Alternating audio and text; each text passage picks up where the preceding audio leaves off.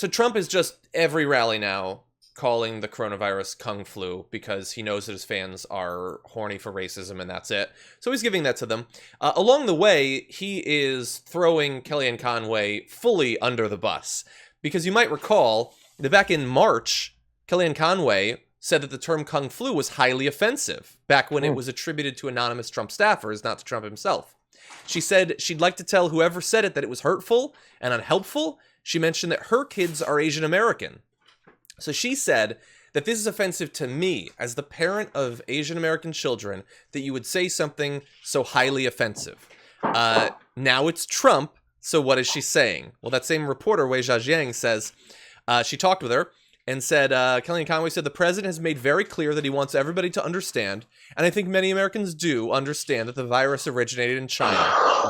Wei Zha asked her to walk me through the logic, since the phrase Kung Flu does not refer to a place, which is a very good point. The response to that was from Kellyanne Conway, how do you know, excuse me, how do you know people are anticipating that or not connecting that? You can ask him, how's that? She wouldn't say whether she'd asked him to stop using the term. So she went from alluding to her Asian American family members as a reason that she can speak strongly about the fact that it's so offensive. Mm-hmm. But now it's Trump, so no, he's just making a point about the origin. Why are you pretending that there's a problem with that? Like, look at the depths he causes them to sink to. That she is now defending the use of a racist joke that she had previously asserted was highly offensive to her, especially because of her Asian American family members.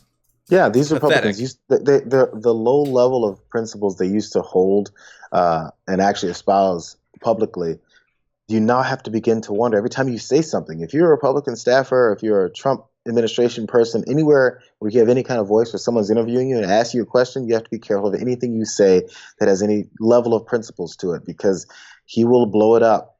He will say something or do something that will cause people to come back to you and say, so you just said last week or even last year or 3 years ago that this is where you stand. This is your principle. And they have to now stomp on their own principles. He's caused more internal strife of all of his people than anyone else has ever had to do. They're fighting with themselves publicly, and we're just sitting there watching it. Yeah, just like this is what you're being paid to do as a Trump staffer. Like, he is going to undercut you. He's going to sell you out. He's going to make you whatever. Like, I'm sure Kellyanne Conway does not have many things that even she considers to be principles at this point, but I'm sure there were a few. And she was against Trump in 2016. What's that? No, she was. She was against Trump when originally, he ran. Yeah, openly, yeah. And blatantly. they will. This is what they do. There is no line.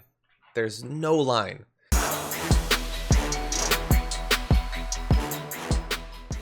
Check out the Damage Report podcast each day, wherever you get your podcasts, whether Pocket Casts or Stitcher or iTunes. You can join me as I give you the news and stories you want, with a range of co-hosts and interview guests jumping in on the fun each day. Again, that's the Damage Report, wherever you get your podcasts. And if you get them at iTunes, don't forget to rate and review. Sometimes I'll read them live on the show.